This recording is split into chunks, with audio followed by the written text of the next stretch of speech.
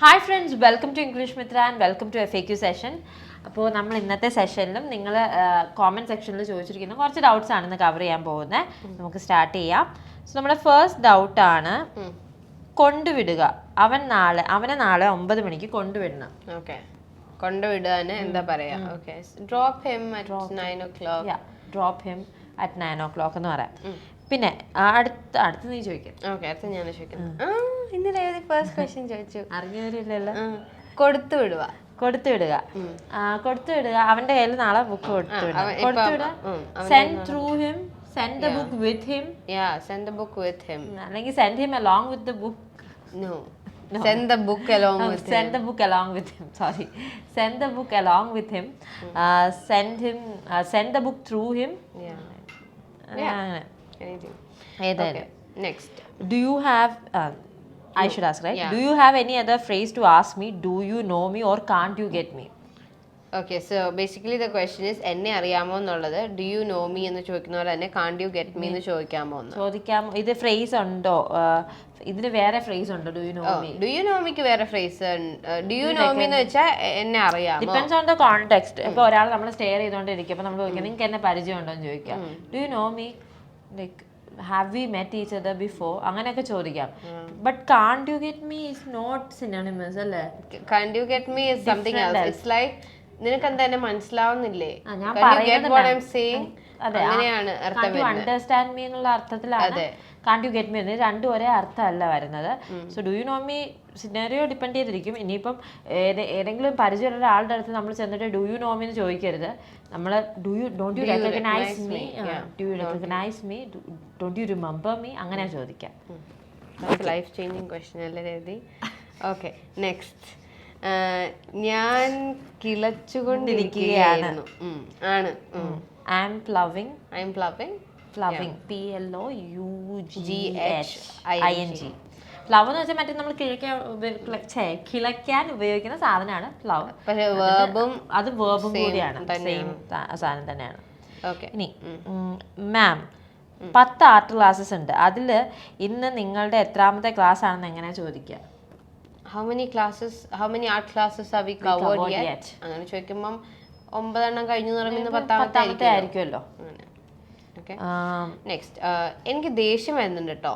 Is my blood boiling? The correct use is to mention about situation.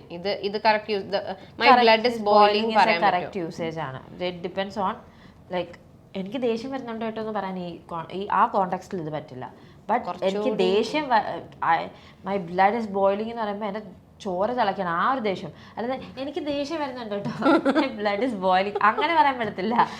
ആ സിനേറിയോയിൽ ഇത് പറ്റത്തില്ല. ഈ കൊടുത്തിരിക്കുന്ന സെൻറ്റൻസിൽ ഇത് ആപ്റ്റ് അല്ല. ഇറ്റ് ഈസ് ലൈക്ക് കുറച്ചുകൂടി എക്സ്ട്രീം ലെവൽ ആങ്കറിനാണ് നമ്മൾ ഈ ഒരു ഫ്രേസ് യൂസ് ചെയ്യുന്നത്.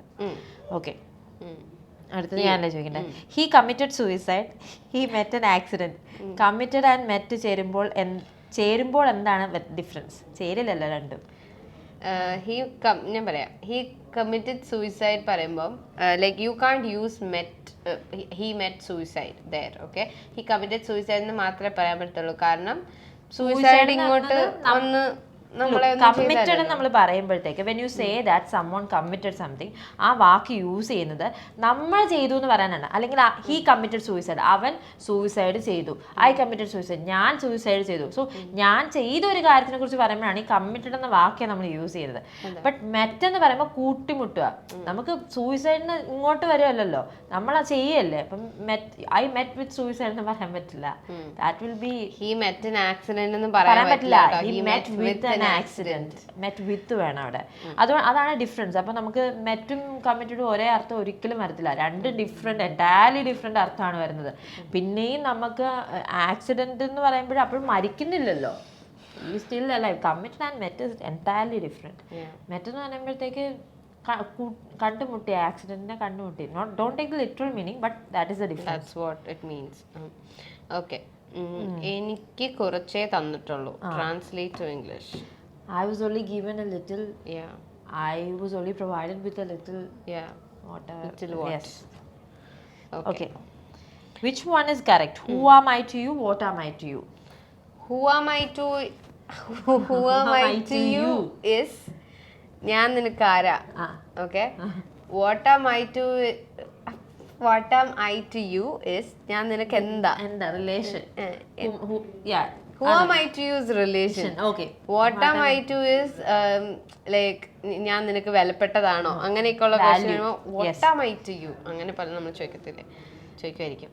ഓക്കെ നെക്സ്റ്റ് ഇത് നമ്മൾ രണ്ട് മാത്രം ഇത് നമ്മൾ രണ്ടുപേരും മാത്രം അറിഞ്ഞാൽ മതി. Let it stay between us അല്ലെങ്കിൽ let this stay between us. ഇത് നമ്മൾ രണ്ടുപേരും മാത്രം അറിഞ്ഞാൽ മതി. ഓക്കെ, പെട്ടെന്ന് തീർന്നു അല്ലേ വീഡിയോ? യെസ്. ഓക്കെ, സോ ഇത്രേ ഉണ്ടായിരുന്നുള്ളൂ. 10 ക്വസ്റ്റ്യൻസ് നമ്മൾ കവർ ചെയ്തിട്ടുണ്ട്. അപ്പം ഈ ഒരു 10 ക്വസ്റ്റ്യൻസിൽ നമ്മൾ ക്ലിയർ ചെയ്തതിൽ എന്തെങ്കിലും നിങ്ങൾക്ക് ഇനി ഡൗട്ട്സ് ഉണ്ടെങ്കിൽ കോമൻറ്റ് സെക്ഷനിൽ പോസ്റ്റ് ചെയ്യുക. അല്ലെങ്കിൽ നിങ്ങൾക്ക് ഇതുപോലത്തെ സെൻറ്റൻസിൽ സംശയങ്ങളുണ്ടെങ്കിൽ കോമൻറ്റ് സെക്ഷനിൽ പോസ്റ്റ് ചെയ്യാൻ ഞങ്ങൾ കവർ ചെയ്യുന്നതായിരിക്കും. അപ്പോൾ നിങ്ങൾക്ക് ഈ വീഡിയോ ഇഷ്ടപ്പെട്ടെങ്കിൽ ചാനൽ സബ്സ്ക്രൈബ് ചെയ്യുക, ലൈക്ക് ചെയ്യുക, ഷെയർ ചെയ്യുക. അതുപോലെ തന്നെ ഇംഗ്ലീഷ് മിത്രയുടെ സ്പോക്കൺ ഇംഗ്ലീഷ് കോഴ്സിൻ്റെ ഡീറ്റെയിൽസ് അറിയണമെങ്കിൽ ഡിസ്ക്രിപ്ഷനിൽ ലിങ്ക് കൊടുത്തിട്ടുണ്ട്. ലിങ്കിൽ ക്ലിക്ക് ചെയ്യുക, കോഴ്സിൻ്റെ ഡീറ്റെയിൽസ് കളക്ട് ചെയ്യുക. നിങ്ങൾക്ക് ആപ്റ്റഡ് ഒരു കോഴ്സാണെന്ന് തോന്നുകയാണെങ്കിൽ മാത്രം അഡ്മിഷൻ എടുക്കുക. മറ്റൊരു video Akshay Abraham and Ayodhya Krishnan signing off from English Mithra. Thank you and have a great day. Bye. English Mitra WhatsApp വഴി നൈസായി ഇംഗ്ലീഷ് പഠിക്കാം. ഇഷ്ടമുള്ള സമയത്ത് ഏതു പ്രായത്തിലും കട്ട സപ്പോർട്ടുമായി പേഴ്സണൽ ട്രെയിനർ, 1-to-1 ട്രെയിനിങ്, തിരഞ്ഞെടുക്കാൻ ബേസിക്, ഇന്റർമീഡിയറ്റ്, അഡ്വാൻസ്ഡ് എന്നീ ഓപ്ഷനുകൾ. നിങ്ങൾക്കും പഠിക്കേണ്ടേ? ഉടൻ കോൺടാക്ട് ചെയ്തോളൂ ഇംഗ്ലീഷ് മിത്ര.